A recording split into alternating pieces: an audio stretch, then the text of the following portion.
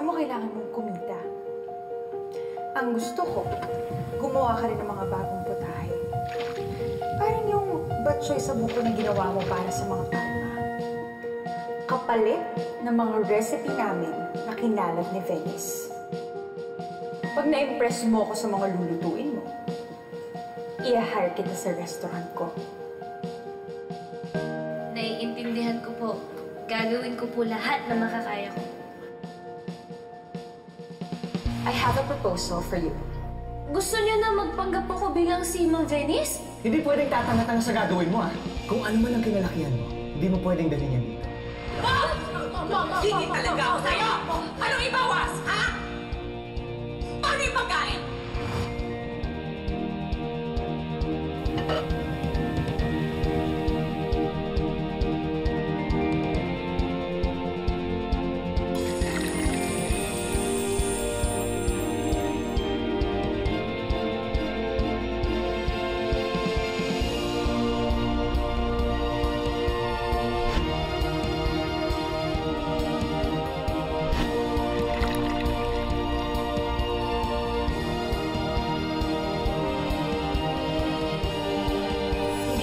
Simpleng adobo lang yung lulutuin ko.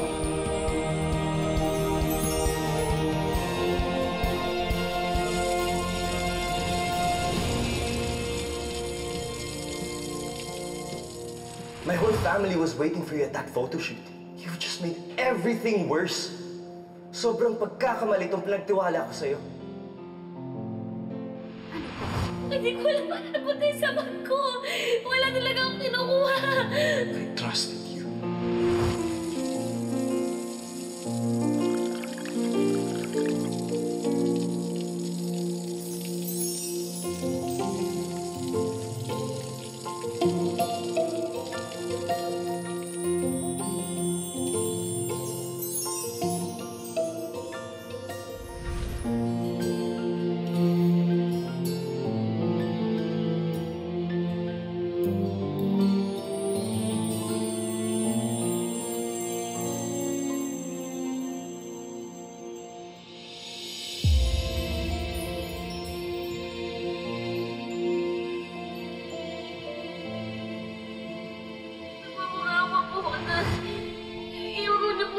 Kasi wala naman po kasalanan ng nanay ko po. Magpapaliwanag po ko sa lahat po na nangyari. Tata, pwede ba tumigil ka na? Umamin na yung nanay mo na siya ang may kasalanan. Ayaw ka umalis, ha? Ayaw mo talaga umalis! Ano mukha mo? Mukha kang pera! Muso! Ha? Sulat! Nanay! Tulong! Basta!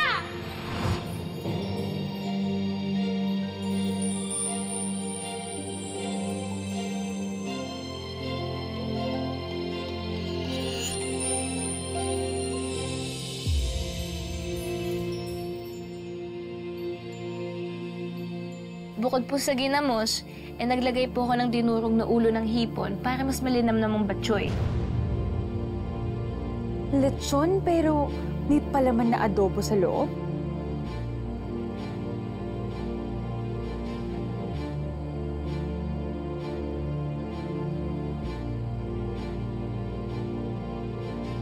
Para naman po sa inasal, naglagay ako ng pinya. Pambalansi po kasi ang tamis ng pinya dun sa asim ng suka ng sinamak.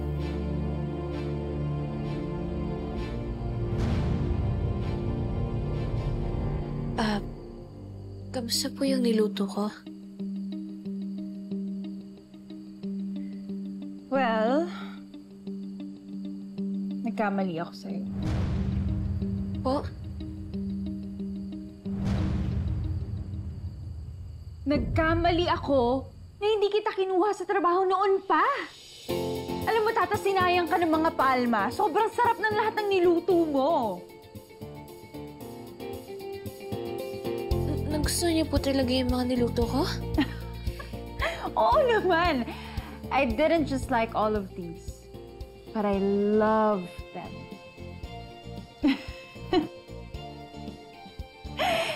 Tata, anong inspirasyon mo sa pagluluto?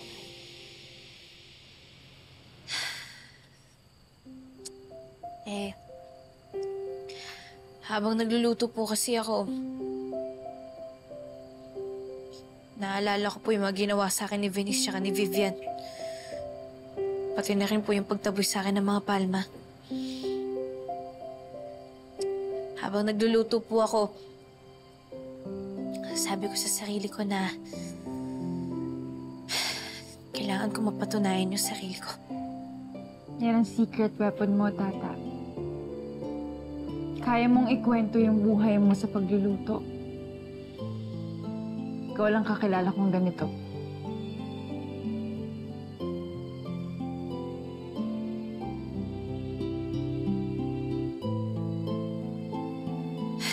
Ibig niyo po talaga sabihin, pasalo talaga yung mga niluto ko para sa restaurant niyo? Alam mo, Tata, hindi lang kita i-hire sa restaurants ko. Meron akong kaibigan na chef na pwede kang bigyan ng mga crash course. Kasi, Tata, ayaw ko lang na maging cook ka lang sa kusina ko.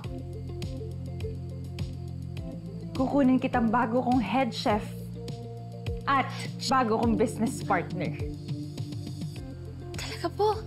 Oo. Alam mo, Tata, ikaw at yung recipes mo ang magiging susi sa pagbangon ng bahay inasal. And in return, tutulungan kita, Tata, na makabangon sa sarili mo at umangat sa buhay. Simula ngayon, Tata, ito na ang magiging simula ng pagbago ng buhay mo.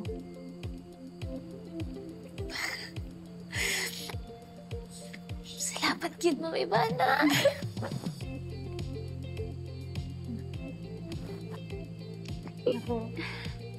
Sorry. Ivana na lang. Drop the mom. Salamat, Tata. Maraming salamat. Salamat sa lahat ng mga niluluto mo. At salamat din dahil tinulungan mo ako. Kagabi, nung para akong tinapon ng mga bouncer na para akong basura, ikaw'y tumulong sa akin, Tata. Kaya maraming salamat. Simula ngayon,